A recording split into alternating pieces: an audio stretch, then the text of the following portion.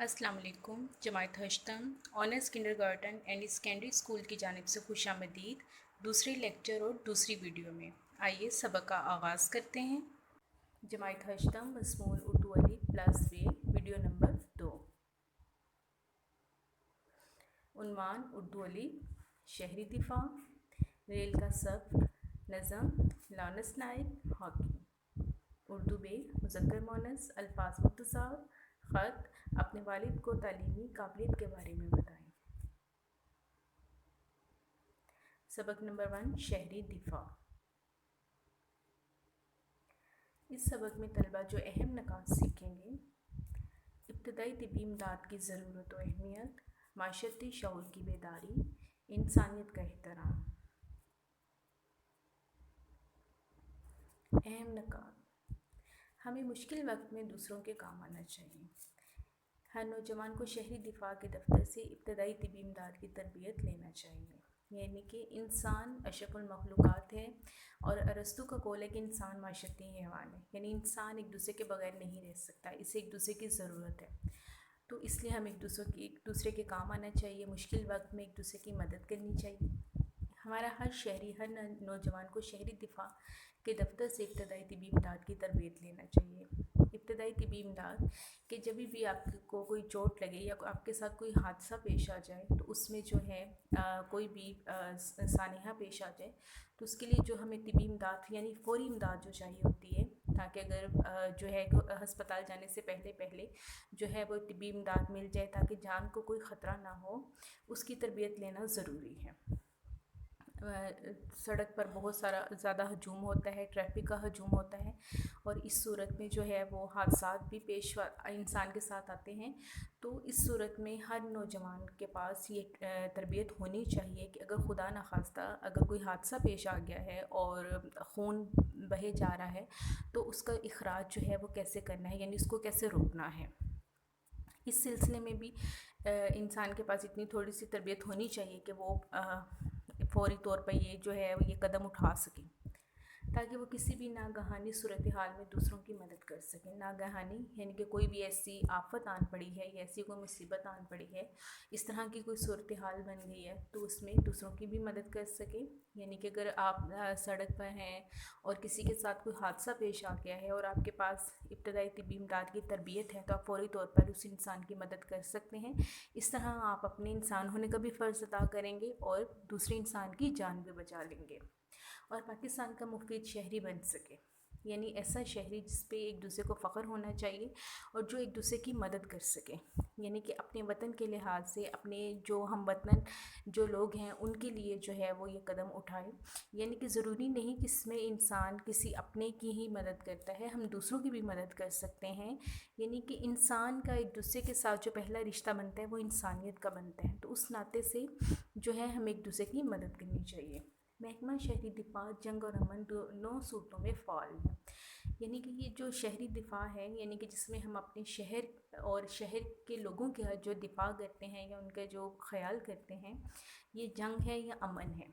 यानी कि किसी किस्म की भी सूरत हाल है, ये दोनों सूरतों में काम करता है और ये दोनों सूरतों में ही एक दूसरे को जो है मदद फ़राहम करता है। यानी कि खुदा न खास्ता अगर कहीं पे बॉम्ब ब्लास्ट हो जाता है और बहुत सारा जो है जानी नुकसान होता है, बहुत सारे लोग ज़ख्मी होते हैं, तो इस सूरत में जो है जो लोग इस तरबियत को जिन लोगों ने हासिल किया हुआ है वो इसकी मशक़ करते हैं, यानी कि वो प्रैक्टिस करते हैं और जो है फ़ौरी तौर पर उनको तिब्बी इमदाद पहुंचाई जाती है ताकि उन लोगों की जानों का ज़िया ना हो। तो ये हर शहरी का फ़र्ज़ है कि वो इस तरबियत को ज़रूर हासिल करें। तदरीसी मकासद सवालात की सूरत में महकमा शहरी दिफा किस लिए कायम किया गया है? अगर किसी के कपड़ों में आग लगे तो फ़ौरी तौर पर क्या करना चाहिए? डूबने वाले के जिस्म से पानी कैसे निकाला जाता है? अगर आप इस कहानी का अच्छी तरह से मुतालिया करेंगे तो तलबा आपको इस चीज़ का अंदाज़ा होगा कि एक तो ये शहरी दिफा का जो महकमा है ये किस लिए बनाया गया है, इसका मकसद क्या है, और दूसरी बात, अगर किसी के कपड़ों को आग लग जाए तो फ़ौरी तौर पर हमें क्या करना चाहिए। अगर आप शहरी दिफा में ये फ़ौरी तिब्बी इमदाद की तरबियत हासिल करते हैं तो इसमें आपको सिखाया जाएगा कि अगर किसी के कपड़ों को आग लग जाए तो उसमें क्या करना चाहिए, और अगर कोई दरिया में या किसी नहर में डूब जाता है اکثر آپ نے دیکھا ہوگا کہ بچے بھی بڑے شوقین ہوتے ہیں اس چیز کے کہ وہ جاتے ہیں اور دریا پہ یا نہر پہ اور وہاں پہ وہ تیراکی کرتے ہیں، جبکہ انہیں بھی تیراکی نہیں آتی. تو اس سلسلے میں جو ہے وہ بہت زیادہ حادثات پیش آتے ہیں. تو اگر کوئی ایسا انسان جو ہے یا ایسا بچہ جو ہے جس کو یہ حادثہ پیش آیا، تو اگر آپ اس کو بچا لیتے ہیں تو اس کے جسم میں جو پانی بھر جاتا ہے تو اس کو کیسے نکالا جائے. کتابی مشق معروضی صفحہ نمبر 48. الفاظ معنی: رونما ہونا، ظاہر ہونا، دشواری، مشکل، جھمکتا، ہجوم یعنی بہت زیادہ رش، خوشحال، آسودہ، اہتمام، انتظام. تفویض کال، ڈائری ورک. طلبہ ان اہم نکات کی مدد سے بقیہ کتابی مشق حل کریں. جو اہم نکات دیے گئے ہیں اور جو الفاظ معنی دیے گئے ہیں، ان کی مدد سے طلبہ جو ہے اپنا باقی کا جو کام ہے اسے بڑی آسانی کے ساتھ حل کر سکتے ہیں، بقیہ کتابی مشق حل کر سکتے ہیں. اور کہانی کا بغور مطالعہ جو ہے وہ بہت ساری ایسی گرہیں سلجھا دے گا، اور بہت زیادہ اس سبق سے آپ کو طبی امداد کی جو ہے وہ تربیت حاصل ہوگی بھی. تو اس لیے اس سبق کا بغور مطالعہ کریں اور کوشش کریں کہ آپ بھی اس تربیت کا حصہ بن سکیں. سبق نمبر 2، ریل کا سفر. یہ نظم ہے. اس سبق میں طلبہ جو اہم نکات سیکھیں گے: مزاحیہ شاعری ایک پیغام کی صورت میں، ریل کے سفر کی رودات یعنی ریل کا جو سفر ہے اس کی کہانی ہے کہ ریل کا سفر جو ہے وہ کیسے کیا جاتا ہے اور اس میں انسان کیا دیکھتا ہے اور کیا سیکھتا ہے. اہم نکات تشریح کی صورت میں. پاکستان میں ریلوے کی حالت بہت بری ہے. اس میں مسافروں کو بیٹھنے کے لیے جگہ ملنا ایک طرف رہا، کھڑا ہونا بھی مشکل ہے. اگر آپ نے ریل کا سفر کیا ہو یا آپ کے بڑوں نے یہ سفر کیا ہو تو اس سے اندازہ ہوگا کہ ریل کے جو سفر کی صورتحال کیا ہے. یعنی کہ بہت زیادہ ناقص ہے، یعنی کہ جتنی سیٹس ہیں، جتنی نشستیں ہیں اس سے زیادہ جو ہے اس میں مسافر بیٹھے ہوتے ہیں. اور ویسے بھی ریل گاڑیوں کا جو ٹائم ہے وہ بھی فکس نہیں ہے. بہت جو ہے وہ لیٹ ہو جاتی ہیں، 1 گھنٹہ 2 گھنٹہ 3 گھنٹہ، بعض اوقات 4 5 گھنٹے جو ہے وہ اپنے ٹائم سے لیٹ ہو جاتی ہیں. تو اس حوالے سے جو ہے ریلوے کا نظام جو ہے وہ بہت متاثر ہوا ہے. اس میں مسافروں کو بیٹھنے کے لیے جگہ ملنا ایک طرف رہا، کھڑا ہونا بھی مشکل ہے. کہ یعنی کہ جو بیٹھے ہوئے ہیں یا اگر جو بیٹھنے کے خواہش مند ہے تو ایک طرف وہاں پہ تو اس قدر رش ہوتا ہے کہ کھڑا ہونا بھی جو ہے مشکل ہوتا ہے. وہ اس صورت میں کہ جتنے لوگ ہوتے ہیں ان سے زیادہ ان کے پاس سامان ہوتا ہے، اور اس میں بہت زیادہ سامان لادا ہوتا ہے کہ وہاں پہ کسی انسان کے بیٹھنے کی کیا کھڑے ہونے کی بھی جگہ نہیں ہوتی. لوگ اپنے ساتھ بہت زیادہ ساز و سامان لے آتے ہیں، جس کی وجہ سے جگہ مزید کمی کا شکار ہو جاتی ہے. یعنی کہ ایک انسان کو بیٹھنے کے لیے اتنی جگہ نہیں چاہیے ہوتی جتنی سامان کو چاہیے ہوتی ہے. اگر ایک مسافر سفر کر رہا ہے تو اس کے ساتھ جو ہے سامان بہت زیادہ ہے. اس وجہ سے وہ اپنے ساتھ اپنی باقیہ نشستوں پہ جو ہے وہ سامان رکھے گا یا نیچے والی جگہ پہ سامان رکھے گا، تو وہاں پہ لوگوں کو بیٹھنے کے لیے اور کھڑے ہونے کے لیے بہت زیادہ دشواری کا سامنا ہوگا.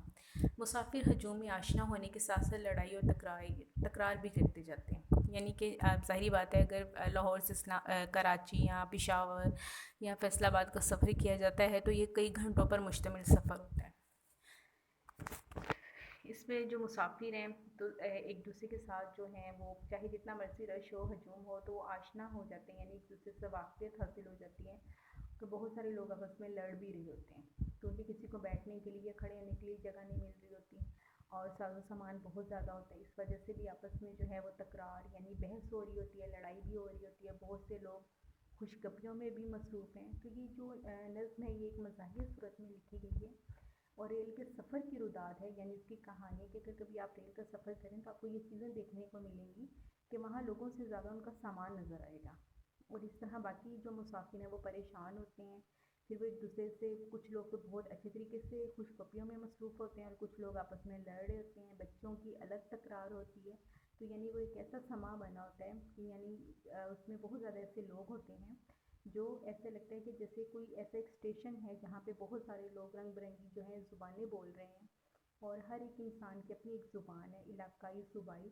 تو اس چیز کا مظاہرہ کر رہے ہوتے ہیں. تو ایک عجیب سما پیش جو ہے وہ کر رہے ہیں، جس میں جو شاعر ہیں انہوں نے یہی ایک جو ہے خاکہ جو ہے وہ کھینچا ہے ریل کے سفر کا. تدریسی مقاصد سوالات کی صورت میں. ایک مسافر گھر کی کیا چیز ریل کے ڈبے میں لے آیا تھا؟ کون سا مانگنے والے لوگوں میں مقبول ہے اور کیوں؟ رضائی میں بیٹھے مسافر کا حال کس طرح بیان کیا گیا ہے؟ یعنی کہ جو مسافر ہیں وہ اپنے ساز و سامان میں کیا کیا چیزیں لے آتے ہیں. اور دوسری بات کہ جب ریل گاڑی ہے وہ اسٹیشن پہ رکتی ہے تو بہت سارے مسافر اترتے بھی ہیں، بہت سارے مسافر جو ہیں وہ ریل گاڑی میں بیٹھتے بھی ہیں، اور ان میں بہت سارے لوگ فقیر بھی ہوتے ہیں جو مانگتے ہیں، اور بہت سارے اس میں پھیری والے بھی ہوتے ہیں جو چیزیں بیچ رہے ہوتے ہیں. تو اس طرح وہ ایک عجیب سا سامان جو ہے وہ اس میں بنا ہوتا ہے، اور کچھ لوگ کھڑے ہیں، کچھ بیٹھے ہیں، آپس میں خوش گپیوں میں مصروف ہیں یا ایک دوسرے سے تکرار کر رہے ہیں. تو یہ ایک انہوں نے شاعر نے بڑے ہی مزاحیہ انداز میں اس کو جو ہے لکھا ہے. اور اب اس میں جو تیسرا سوال ہے کہ رضائی میں بیٹھے مسافر کا حال کس طرح بیان کیا گیا ہے، یعنی کہ مسافر اس طرح آپس میں جڑے ہوئے ہیں جیسے سردیوں میں لوگ ایک دوسرے کے ساتھ ایسے جڑ کر بیٹھتے ہیں تاکہ سردی کا احساس کم ہو جائے. تو انہوں نے اس کو ایک مزاحیہ انداز میں یہاں پہ پیش کیا ہے. اگر طلبہ اس کہانی کا اور اس نظم کا اچھی طرح جو مطالعہ کریں گے تو انہیں اندازہ ہوگا کہ نظم مزاحیہ انداز میں لکھی گئی ہے لیکن حقیقت پہ مبنی ہے. جو شاعر نے ریل کے سفر کا حال دیکھا، ریلوے اسٹیشن کا حال دیکھا، انہوں نے اپنی شاعری والے انداز میں اس کو جو ہے پیش کیا ہے. اور یہ بہت مزاحیہ انداز میں لکھی گئی ہے، بہت دلچسپ انداز میں لکھی گئی ہے یہ نظم. اگر آپ اس کا بغور مطالعہ کرتے ہیں تو آپ بڑی آسانی کے ساتھ جو بقیہ اشعار کی جو ہے وہ تشریح کر سکتے ہیں. کتابی مشق معروضی صفحہ نمبر 52. الفاظ معنی: مردم شماری یعنی لوگوں کو گننا، لوگوں کی گنتی. عوام الناس یعنی لوگ. نفوس افراد یعنی لوگ بھی شمار کیا جا سکتا ہے.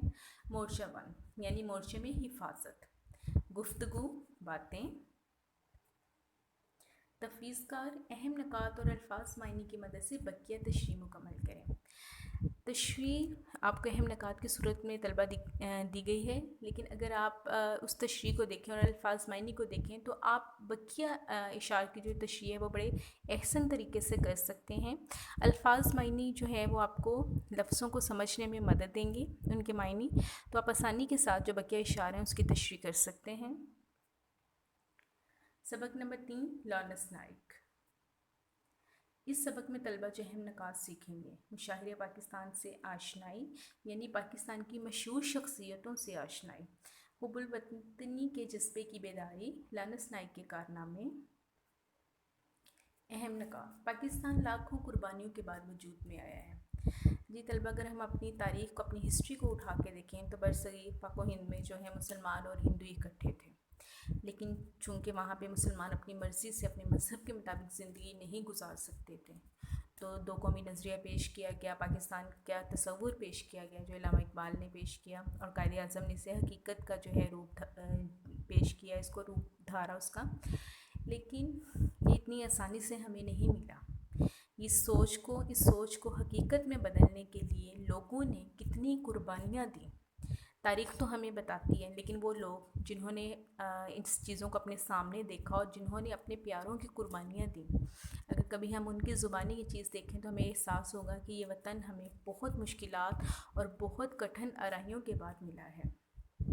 کہ ہمیں پاکستان کے بعد اگر کسی نے میلی آنکھ سے دیکھنے کی کوشش کی تو ہمارے جیالوں نے اس کے ارادوں کو خاک میں ملا دیا. یعنی کہ جب اگر یہ وطن حاصل کیا تو پاکستان بننے کے بعد بھی پاکستان کو بہت زیادہ مسائل کا جو ہے وہ سامنا کرنا پڑا. اس میں اگر آپ دیکھیں تو 1965 کی جنگ ہے جس میں ہندوستان نے جو ہے رات کے اندھیرے میں مسلمانوں پر، پاکستان پر جو ہے حملہ کیا. یہ ایک بہت ہی جو ہے مشکل وقت تھا، لیکن پاکستان کے جیالوں یعنی بہادروں نے جو ہے وہ اٹھے اور انہوں نے اتنے احسن طریقے سے ہندوستان کو، ہندوؤں کو اس چیز کا جواب دیا کہ ان کے ارادوں کو خاک میں ملا دیا، یعنی کہ ان کو شکست سے دوچار کروا دیا. 6 ستمبر 1965 میں دشمن نے رات کی تاریکی میں وطن پر حملہ کیا. بالکل ایسے ہی یہ دشمن نے جو ہے وہ حملہ کیا رات کی تاریکی میں. لارنس نائک اور ان جیسے کئی بہادروں نے دشمن کو منہ توڑ جواب دیا. لارنس نائک یعنی لال حسین شہید اور ان جیسے اور کئی بہادروں نے ہمارے فوجی جوانوں نے جو ہے دشمن کو منہ توڑ جواب دیا. گو کہ یہ حملہ بغیر بتائے اور رات کی تاریکی میں کیا گیا تھا، لیکن اس کے باوجود ہمارے جوانوں نے اس وقت سرحدوں پر بیٹھے ہیں اور بھی، اور یہاں اس وقت جو ہے 1965 کے سن میں جو ہمارے فوجی جوان تھے، جن میں بہت سے غازی تھے، بہت سے شہید تھے، وہ اس وقت موجود تھے، اور انہوں نے دشمن کو منہ توڑ جواب دیا اور اپنے وطن کی حفاظت کی اور دشمن کے ارادوں کو خاک میں ملا دیا. جو وہ پاکستان پر قبضہ جمانا چاہتے تھے ان کو منہ کی کھانی پڑی. تو لانس نائک لال حسین شہید کا اس میں بہت اہم کردار ہے کہ کیسے انہوں نے جو ہے وہ کمانڈرشپ کی، وہ کیسے آگے آئے اور دشمن سے اپنی چوکیوں کو خالی کروایا اور دشمن پر جو ہے وہ بم گولے برسائے اور ان سے اپنی چوکیوں کو خالی کروایا. اور اسی طرح جو ہے خود بھی انہوں نے اپنے جستے خاکی پہ جو ہے وہ زخم سہے اور جو ہے آخر میں جو ہے اپنے دشمن کو جو ہے جن سے جو چوکیاں خالی کروائیں، اسی سلسلے میں جب ان کو بہت سارے زخموں سے جو ہے ان کا سامنا پڑا تو وہ زخموں کی تاب نہ لاتے ہوئے جو ہے شہید ہو گئے. وطن کی حفاظت کرتے ہوئے لانس نائک شہید ہوئے، یعنی کہ لانس نائک جو ہے وہ اللہ تعالیٰ نے ان کو شہادت کا عظیم جو ہے رتبہ دیا اور اس دنیا سے وہ رخصت ہوئے، لیکن شہادت کا جو ہے درجہ لے کر. اور کہا جاتا ہے، اللہ تعالیٰ کا فرمان ہے کہ شہید زندہ ہے اسے مردہ نہ کہو. اور لانس نائک کو جو ہے وہ تمغہ جو ہے جرات سے نوازا گیا. تدریسی مقاصد سوالات کی صورت میں 1965 کی جنگ پاکستان کی تاریخ میں کس لیے اہمیت کی حامل ہے؟ نمبر 2، مرتے وقت لانس نائک کی زبان پر کون سے الفاظ تھے؟ یعنی کہ جب وہ شہید ہوئے اور جب ان کے جو روح جو ہے وہ جسم سے پرواز کر رہی تھی تو اس وقت ان کی زبان پر کون سے الفاظ تھے؟ حکومت پاکستان نے لانس نائک کو کس اعزاز سے نوازا؟ کتابی مشق معروضی صفحہ نمبر 58. جمع مردی، بہادری، خاک مٹی، تاک تاک کر، چن چن کر، تدبیر، بندوبست، پیش قدمی، آگے بڑھنا. تفویض کا طلبہ نہم نکات کی مدد سے بقیہ کتابی مشق حل کریں. سبق نمبر 4 ہاکی.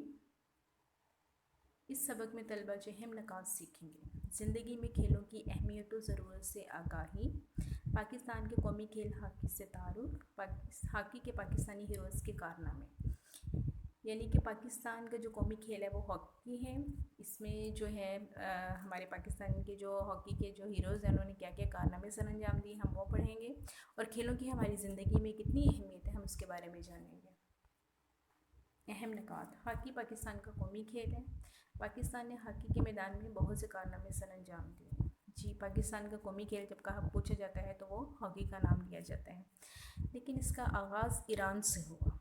ہاکی جو کھیل ہے اس کا آغاز ایران سے ہوا. ایران سے ہوتا ہوا یہ یورپ میں کھیل کھیلا جانے لگا. اس کے بعد جو ہے یہ یورپ سے جو ہے انگریزوں نے اسے برصغیر میں متعارف کروایا اور پھر یہ پاکستان کا قومی کھیل بن گیا. پاکستان ہاکی ٹیم نے پاکستان کے لیے بہت سے اعزاز جیتے ہیں. یعنی کہ پاکستانی ہاکی ٹیم جو ہے اس میں بہت سے نامور ہمارے ہیروز ہیں جنہوں نے ہاکی کو بہت آگے تک لے کے آئے اور اس کو پاکستان کا قومی کھیل کا جو ہے وہ درجہ ملا. تو اس میں انہوں نے بہت ہی نمایاں جو ہیں کامیابیاں جنہوں نے حاصل کی، اور پاکستان کے لیے بہت سے ایسے نامور کھلاڑی جو پاکستان کی ہاکی ٹیم کے لیے لڑے ان کے نام درج ذیل ہیں، جیسے اصلاح الدین، سمیع اللہ، شہناز شیخ اور حسن سردار جیسے قومی ہیروز ہیں جنہوں نے ہاکی کے لیے بہت زیادہ خدمات سر انجام دی. کھیلنے انسان کی جسمانی اور ذہنی نشوونما کے لیے بہت ضروری ہیں. کھیلیں نہ صرف انسان کو نظم و ضبط سکھاتی ہیں بلکہ یہ انسان کو مضبوط اور توانا بھی بناتی ہیں. ایک کھلاڑی کو نظم و ضبط کھیل سکھاتے ہیں، قواعد و ضوابط جو ہیں وہ کھیل سکھاتے ہیں.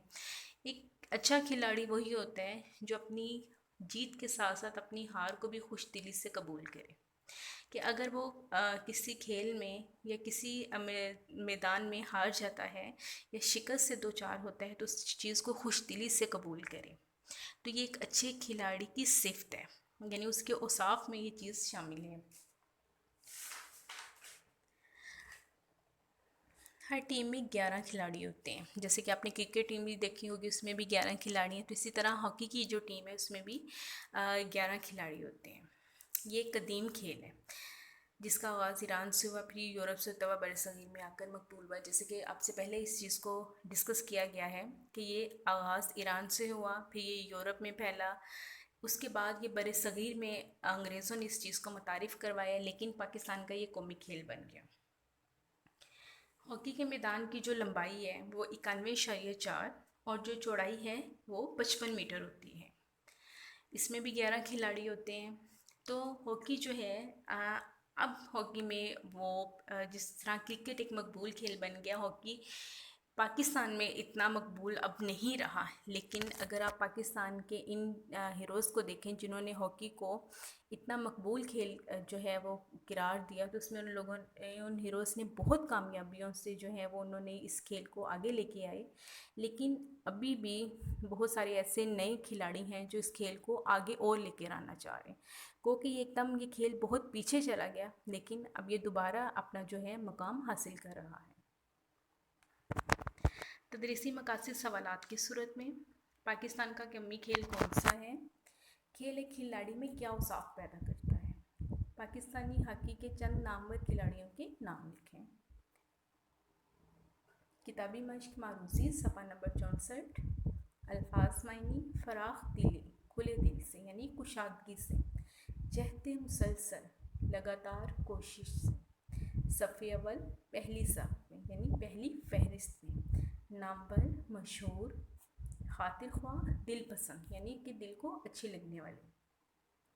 تفویض کا طلبہ اہم نکات کی مدد سے بقیہ کتابی مشق حل کریں. اردو میں عنوان مذکر مؤنث. اس سبق میں طلبہ جو اہم نکات سیکھیں گے: مذکر و مؤنث کا مفہوم، اسم مشترک، مذکر سے مؤنث بنانے کے اصول. اہم نکات: نر اسم کو مذکر اور مادہ اسم کو مؤنث کہتے ہیں. اسم مشترک وہ اسم ہے جو مذکر و مؤنث دونوں کے لیے بولا جائے، مثلا یتیم اور مسافر وغیرہ. یعنی کہ بہت سارے ایسے الفاظ ہیں جو میل اور فیمیل دونوں کے لیے ایک ہی طرح بولے جاتے ہیں. جیسے یتیم، کہ اگر کوئی ایسا بچہ یا بچی جس کے والد کی جو ہے وہ وفات ہو گئی ہو تو اسے یتیم کہا جاتا ہے. اب اگر لڑکی ہے تو اس کے لیے بھی لفظ یتیم بولا جاتا ہے، اگر لڑکا ہے تو اس کے لیے بھی لفظ یتیم بولا جاتا ہے. یعنی کہ جیسے لوگ سفر کرتے ہیں انہیں مسافر کہا جاتا ہے، سفر کرنے والوں کو، یعنی ایک جگہ سے دوسری جگہ جانے والوں کو. تو اگر وہ لڑکا ہے یا عورت ہے یا لڑکی ہے یا مرد ہے تو ان کو مسافر ہی بولا جاتا ہے. تو اسے اسم مشترک کہتے ہیں، یعنی کہ دونوں مذکر اور مؤنث دونوں کے لیے جو ایک ہی لفظ بولا جائے اسے مشترک کہتے ہیں. اگر مذکر کے آخر میں الف یا ہے ہو تو اسے چھوٹی یہ میں بدل دیتے ہیں. اگر مذکر ہے اور اس کے آخر کا جو حرف ہے وہ الف ہے یا ہے تو اس کو اگر آخری حرف کو جو ہے چھوٹی یہ میں بدل دیا جائے تو وہ مؤنث بن جاتا ہے. مذکر کے آخر الف یا چھوٹی یہ ہو تو مؤنث بنانے کے لیے اس کو نون سے بھی بدل دیتے ہیں. کچھ قوانین میں ایسا ہے یا کچھ الفاظ ایسے ہیں کہ اگر مذکر کے آخر میں الف یا چھوٹی یہ ہو تو اگر اس کو مؤنث بنانا ہے تو آپ اس آخری حرف کو جو ہے نون سے بدل دیں. بعض دفعہ صرف نون بڑھانے سے مؤنث بن جاتی ہے. جی بالکل ایسے ہے کہ اگر ایک پورے لفظ میں آپ صرف ایک آخر میں سے حرف نکال کے اس میں نون جو ہے اس میں شامل کر دیا جائے آخری حرف میں تو وہ مؤنث بن جاتی ہے. آئیے دیکھتے ہیں مذکر مؤنث کے کس طرح الف یا ہے جو ہے وہ مؤنث بنتی ہے اور کس طرح یہ نون جو ہے وہ مؤنث کا درجہ لیتی ہے. مذکر مؤنث: پوتا پوتی، پھپھا پھپھی، چچا چچی، دادا دادی، نانا نانی، ہمسایا ہمسائی، شہزادہ شہزادی، صاحبزادہ صاحبزادی، نواسہ نواسی، کنوارا کنواری. اگر آپ ان میں دیکھیں تو یہ آخری حرف مذکر میں الف ہے اور مؤنث جو ہے بنانے کے لیے آخری حرف الف کو چھوٹی یہ میں بدلا ہے تو یہ پوتی بن گیا ہے. یعنی کہ وہ رشتے ہیں. آپ مذکر دیکھیں اور مؤنث دیکھیں تو یہ سارے رشتے ہیں جو ایک انسان کا دوسرے انسان سے بنتا ہے. یعنی پوتا اور پوتی، یعنی آپ جو اپنے دادا ابو یعنی جو آپ کے گرینڈ فادر ہیں یعنی آپ کے فادر کے جو فادر ہیں ان کے جو آپ سے رشتہ ہے آپ کا ان کے ساتھ تو وہ پوتا کا ہے. یعنی جو لڑکا ہے وہ پوتا ہے اور جو لڑکی ہے وہ पोती हैं। इस तरह पुप्पा और पुप्पी यानी जो वालिद साहब की जो बहन हैं वो आपकी पुप्पी हैं, और जो उनके वालिद साहब की बहन के जो हस्बैंड हैं यानी कि उनके जो पुप्पो के आपके जो हस्बैंड हैं वो पुप्पा कहलाएंगे। चचा यानी जो आपके वालिद साहब के भाई हैं वो आपके चचा हैं, और चचा की जो मिसेस हैं उनकी वाइफ हैं वो आपकी चची कहलाएंगी।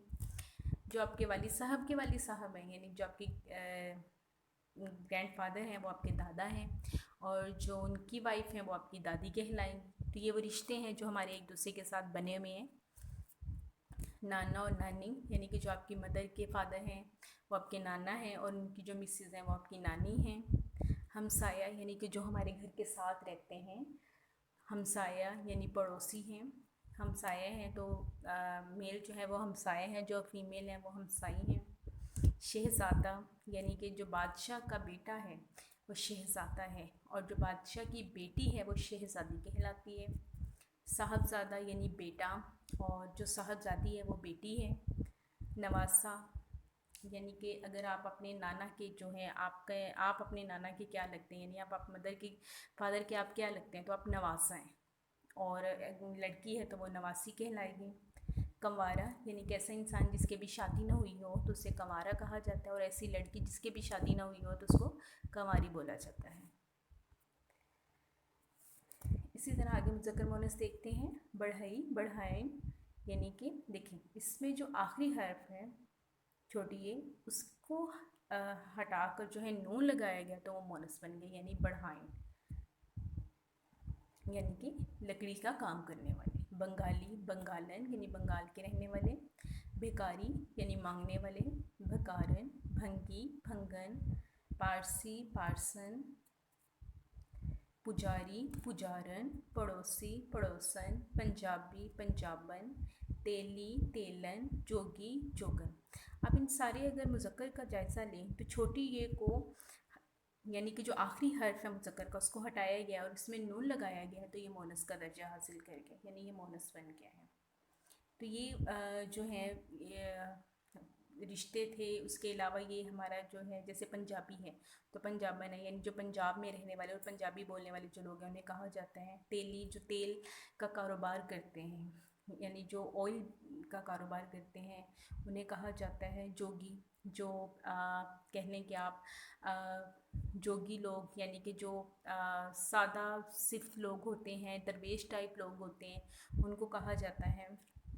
पुजारी जो पूजा करने वाले लोग होते हैं उन्हें कहा जाता है।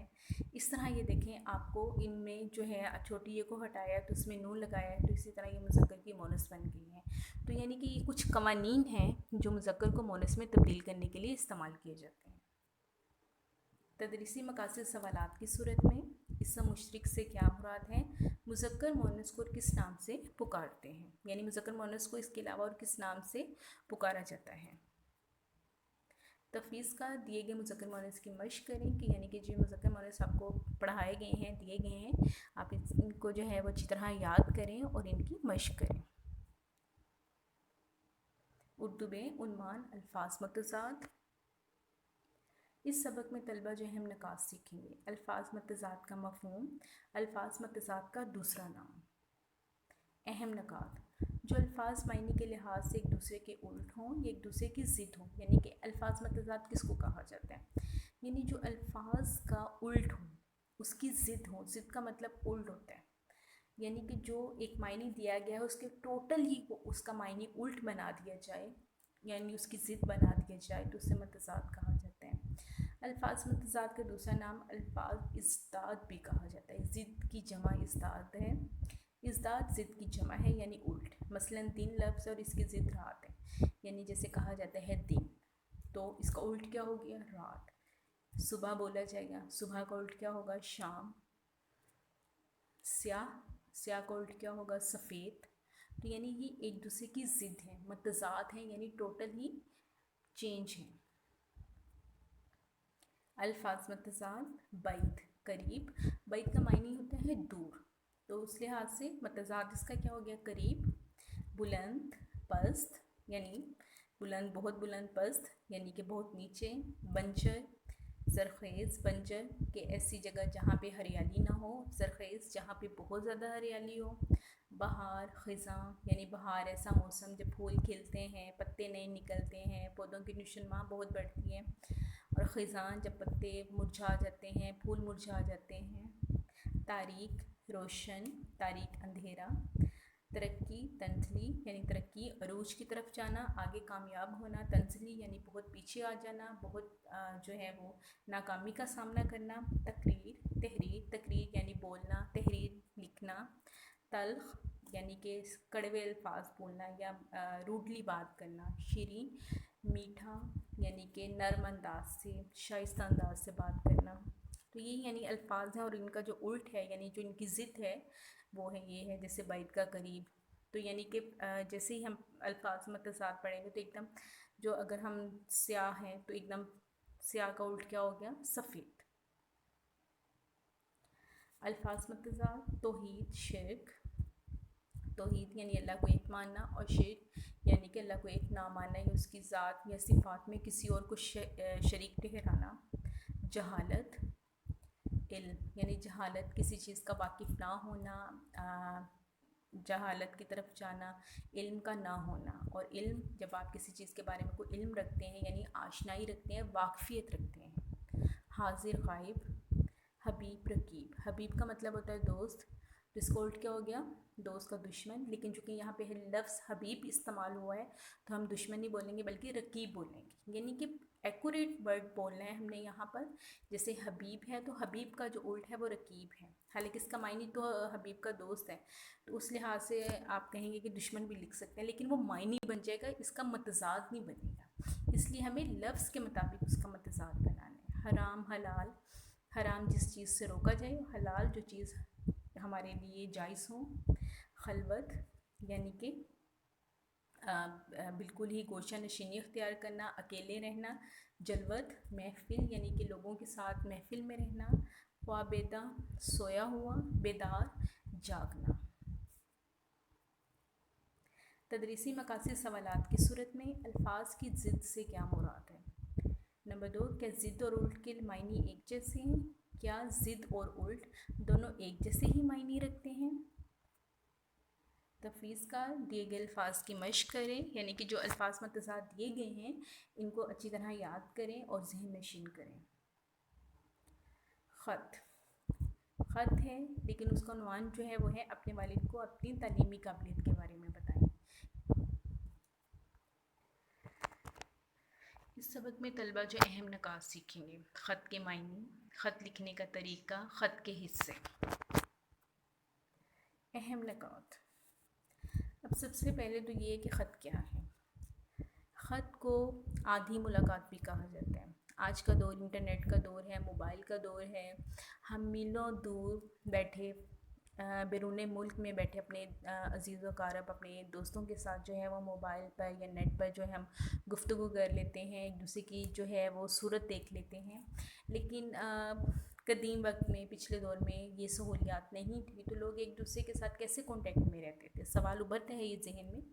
تو لوگ ایک دوسرے کو خط لکھتے تھے، یعنی کہ الفاظ کی صورت میں زبانی جو ہے وہ ایک پیج پہ اپنی ساری کیفیات کو، اپنی خوشی کو، اپنے غم کو، اپنی تکلیف کو جو ہے اس کا اظہار الفاظ کی صورت میں کر کے اور اس مطلوبہ پتے پر پہنچانا جو ہے وہ خط کہلاتا تھا. اور خط کو آدھی ملاقات بھی کہا جاتا ہے کہ گو کہ اس میں انسان ایک دوسرے سے ملتا نہیں، ایک دوسرے کو دیکھتا نہیں، لیکن ایک دوسرے کی کیفیات کو سمجھ لیتا ہے، ایک دوسرے کے حالات سے آگاہی حاصل کر لیتا ہے. دوستوں اور عزیزوں کی خیر و عافیت معلوم کرنے اور انہیں ضروری معلومات پہنچانے کا سب سے آسان اور سستا ذریعہ بھی خط ہے. یعنی کہ ایک پیج لیا، اس پہ اپنی ساری رودات لکھی، اپنی ساری کیفیات کو جو ہے وہ درج کیا اور اسے خط کے جو ہے وہ انویلپ میں یعنی کہ اس کے لفافے میں ڈالا اور اسے پوسٹ کر دیا. یعنی اس میں پوسٹ مین کا بڑا اہم رول ہے، ڈاکیہ کا جو خط کو جو ہے وہ پہنچاتے ہیں. تو یہ ایک بہت ہی آسان اور سستا طریقہ تھا، یعنی کہ اس کو بند کر دیا، مہر بند کر دیا، جسے کہا جاتا ہے کہ یعنی کہ جو کوئی دوسرا آپ کا وہ نہ پڑھ سکے، صرف مطلوبہ شخص جو ہے وہ آپ کا خط کھولے اور اس کو پڑھ سکیں. تو یہ آسان بھی تھا اور یہ بہت زیادہ سستا بھی تھا، یعنی اور ہے بھی. اور آج کے دور میں بھی جو ہے خطوط کا رواج ہے، لوگ ایک دوسرے کو ابھی بھی خطوط سے جو ہے وہ ایک سے آشنائی حاصل کرتے ہیں، اور اسی طرح ایک دوسرے کو کارڈز بھی بھیجے جاتے ہیں. جی جیسے کہ عید کے کارڈس، یعنی کہ وہ ایک ایسے وش کیا جاتا ہے عید کارڈ ابھی بھی جو ہے بیرون ملک جو آپ کے عزیز و قارب ہیں، جو لوگ آپ سے دور ہیں، سال ہر سال ایک دوسرے سے مل نہیں سکتے، تو اس طرح بھی ان کو جو ہے وش کیا جاتا ہے۔ خط کو مکتوب کہتے ہیں، یعنی جو خط ہے اسے مکتوب کہتے ہیں، اور جو خط لکھنے والا ہے یعنی جو خط لکھتا ہے وہ کاتب کہلاتا ہے، اور جسے خط لکھا جائے اسے مکتوب الہ کہتے ہیں۔ یعنی کہ جو شخص مطلب آپ کی کوئی کزن ہیں، بھائی ہیں، دوست ہیں، چچا ہیں، ماموں ہیں، جو بھی رشتہ ہے آپ جن کو خط لکھ رہے ہیں انہیں مکتوب الہ کہیں گے۔ خط کے حصے، سب سے پہلے ہوتا ہے مقام روانگی، کہ مطلب آپ کہاں سے خط لکھ رہے ہیں۔ مطلب آپ آنرز اسکول کے طلبہ ہیں، آپ خط لکھ رہے ہیں اور آپ باغبان پورہ میں جو ہے وہ رہائش پذیر ہیں، تو آپ باغبان پورہ لاہور لکھیں گے۔ یہ آپ کے اسکول کا بھی ایڈریس ہے، چونکہ آپ طلبہ ہیں تو آپ اپنے اسکول کا ہی ایڈریس لکھیں گے، وہی پتہ لکھیں گے۔ اور سب سے اس میں جو اہم چیز ہے تاریخ، یعنی کہ جب آپ جس تاریخ کو خط لکھ رہے ہیں آپ نے اس میں وہی تاریخ جو ہے لکھنی ہے، ٹھیک ہے۔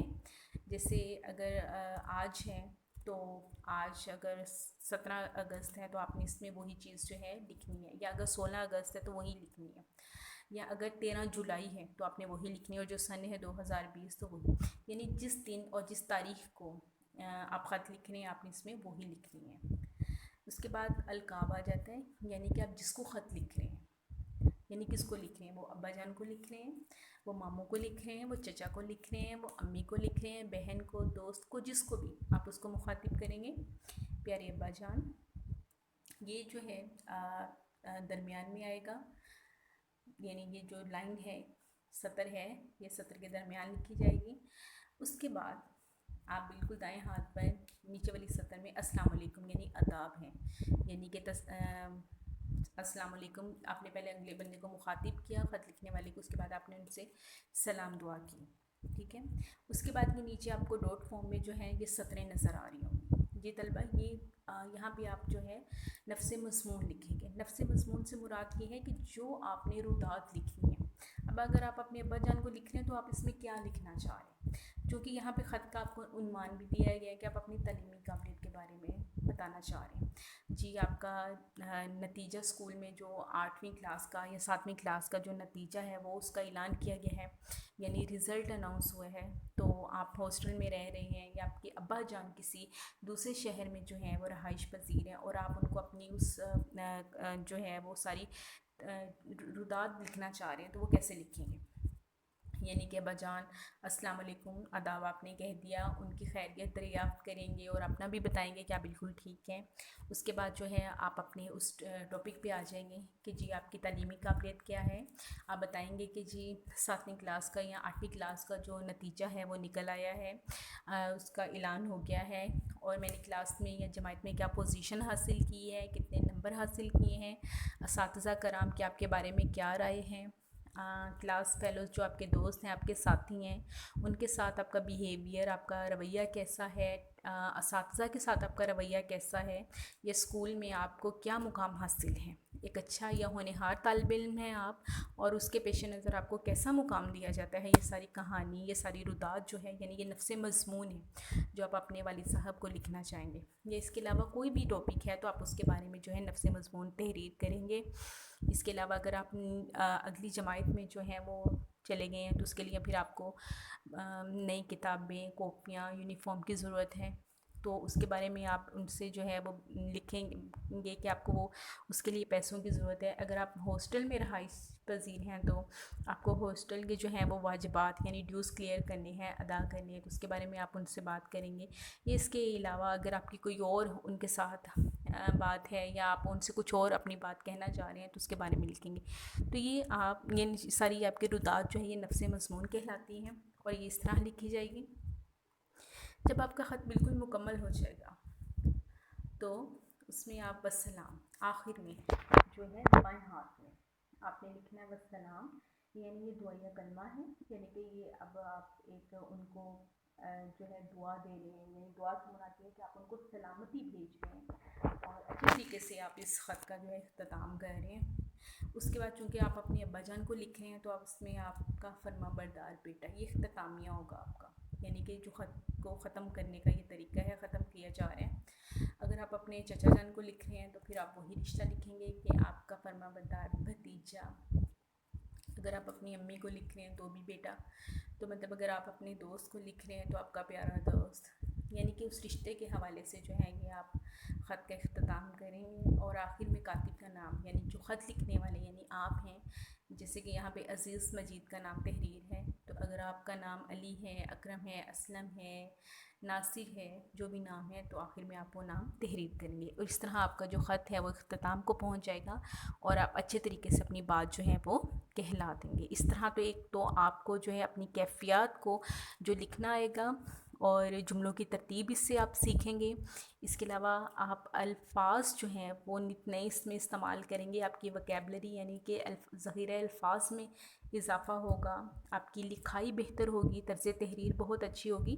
تو خط نہ صرف ایک ملاقات ہے بلکہ یہ آپ کی اس طرح کی خوبیوں کو بھی ابھارتا ہے. تدریسی مقاصد سوالات کی صورت میں خط کے کتنے حصے ہیں؟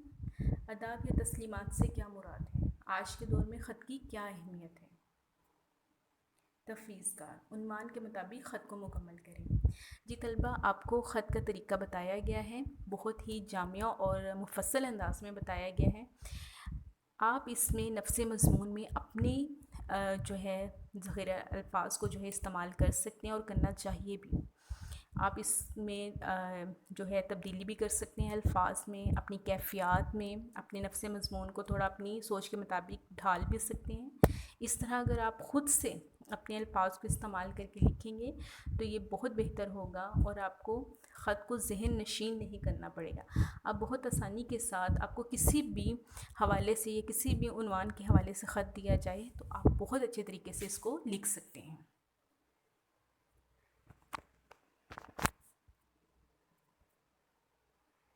ویڈیو دیکھنے کا شکریہ.